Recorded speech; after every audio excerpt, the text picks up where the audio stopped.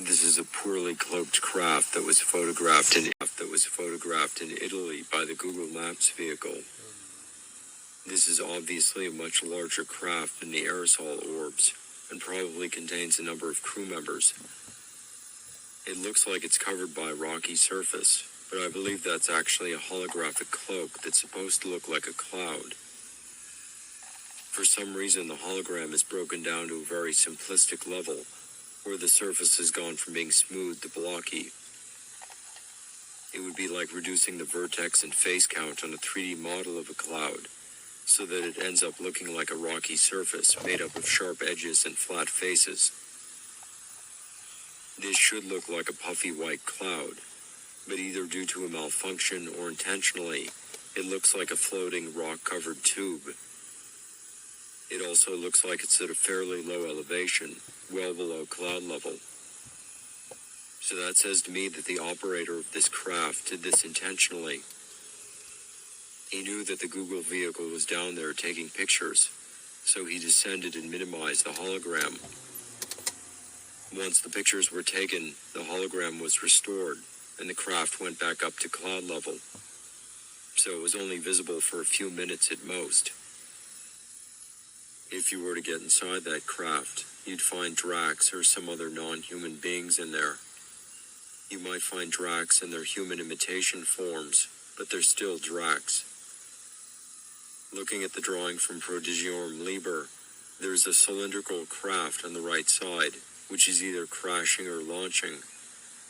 The craft in the photo is also cylindrical, except that it has a slight bend in it around the base of the arm. That's probably the same type of craft that they saw in ancient Rome, that's seen again in modern Italy. I have no idea what that arm is. It seems like an odd structure to have on a craft like this, but it must serve some purpose.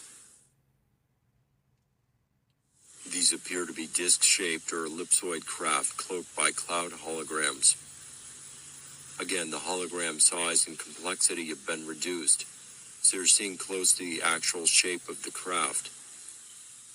I've seen this in person as well, a large elliptical cloud with almost perfectly smooth edges. I actually took a picture of it and put it in one of my videos, but I don't have the original anymore. It was stationary for over an hour until the time I left. The other clouds around it were moving, but not that one.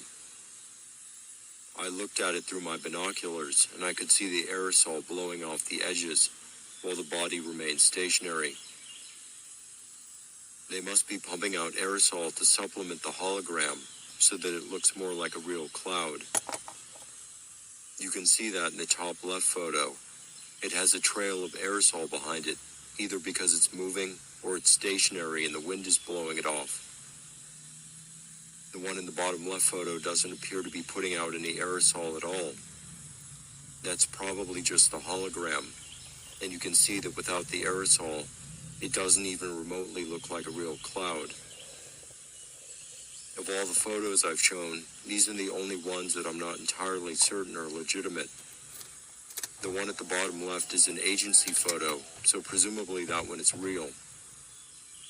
But whether these specific photos are legitimate or not, I have seen this in person, so I know that they exist, and that they're disguising themselves as clouds. This is the same craft in a different photo. It's clear that they were taken within a short time of each other, since the cloud formations in the background are about the same. However, the shape of the cloud hologram is different. It changed noticeably in that short period of time, so it can't be aerosol. That proves that it's a hologram.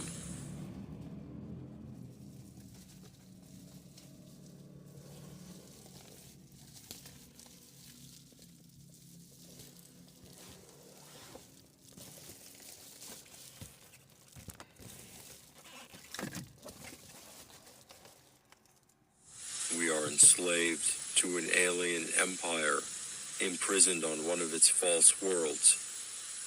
To free ourselves from this prison, we must have the correct perspective, which is based in reality, not the illusion. The illusion is that this is a human world made up of independent nations, that we're free, and that our leaders are working for our benefit. The reality is that this is an alien world, with all nations under the control of Satan, and that we're here to serve as thralls. We are the cattle in this system, living out our lives in a cage, ultimately leading to the destruction of our souls. This is not a human world that has aliens in it. This is an alien world that has humans in it. It's an artificial construct that they've made to look like a human world. But it's not our civilization. It's their creation, and they're in charge of it. The world that you are led to believe in is a lie. They've fabricated our entire existence on this planet. It's all fake. They've filled your head with nothing but lies. That's what prevents you from knowing the truth. That's how they control you. You've accepted the lie as the basis of your existence. So the truth has become your enemy because it destroys the illusion you're attached to.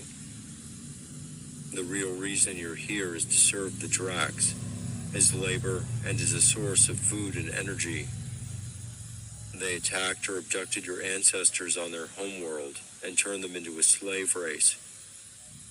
They collected humans from different planets across the galaxy and brought them here to create what is basically a slave colony, a place to farm humans and harvest their souls. You were born into this world as a slave, a thrall to the Dracs, to live out your entire life under their control without ever knowing where you really are. That's your true history. The movie The Matrix is based on this reality.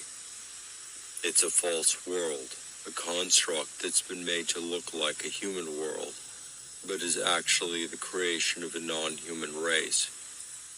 And they've set this up to harvest energy from humans, to basically turn them into batteries. The machines represent the Dracs, and the agents of their programs that can take human forms, the shapeshifters.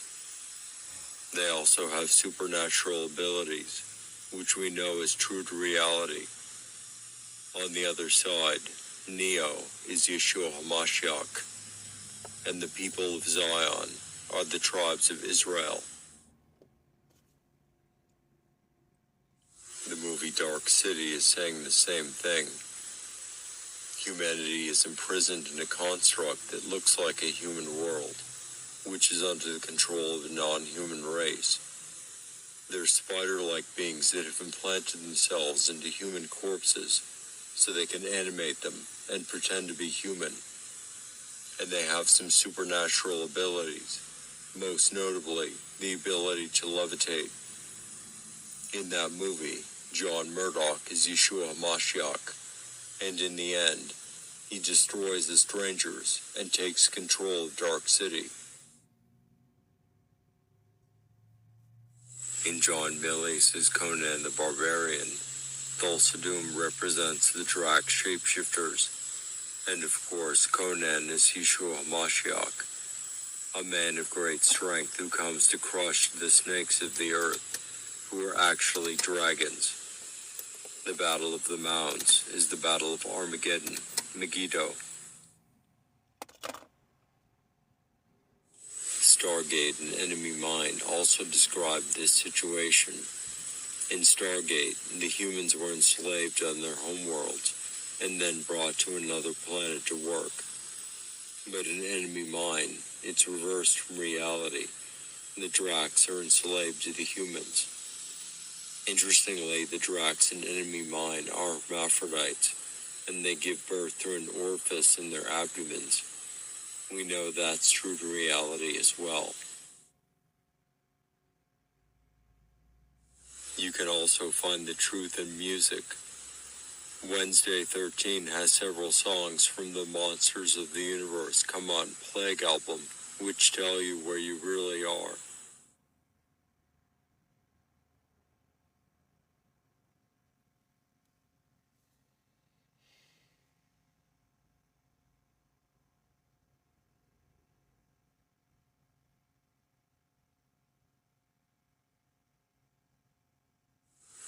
are being ruled by shape-shifting reptilians that have disguised themselves as humans. He's telling you this straight out. And he knows this because he's one of them, as are all the well-known musicians. 666 is the mark of the beast in Revelation. I think the number 6 is relevant to them because it must be the basis of their numeric system, since they have 3 fingers on each hand. The basis of our numeric system is 10 because we have 10 fingers. So a race with 6 fingers total will have a basis of 6, incremented by 3s. That would also explain why the highest rank of the Masons is 33.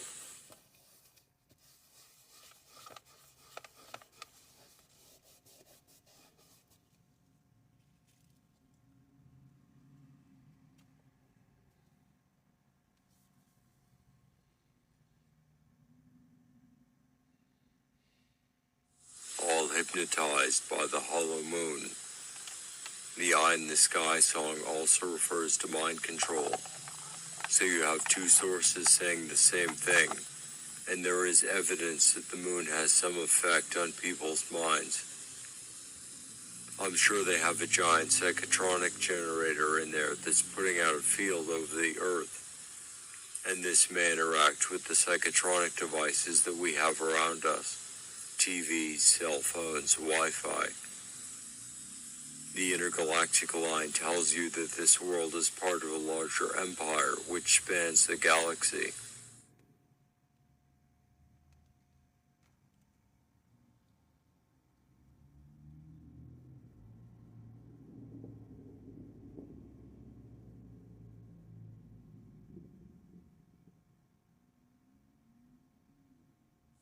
Another solar system controls the Earth like a prison.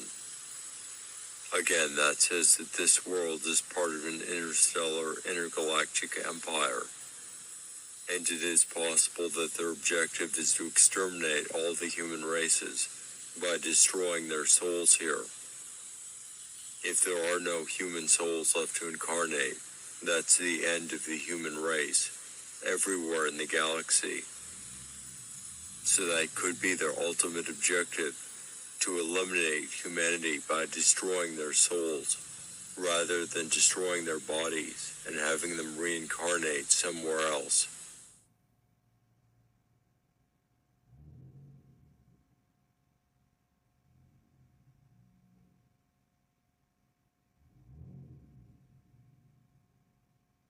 You're mine now, in this hell I built for you.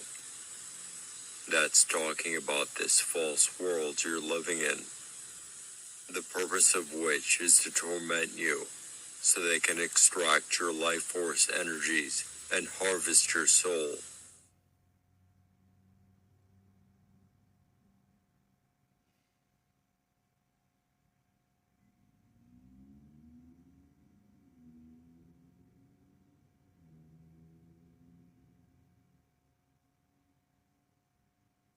The title Moonchild says that they arrive from the moon, that it's their home base.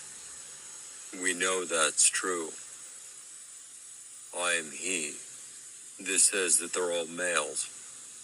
We know that they're hermaphrodites, but if you had to classify them as one gender or the other, you choose male, since they all have penises. I've spoken to a female imitation who confirmed that they regard themselves as males. She said that the male aspect is always dominant over the female aspect. The bornless one. They must be born, so I don't take this literally. Maybe it means that they're born as eggs and then hatch later.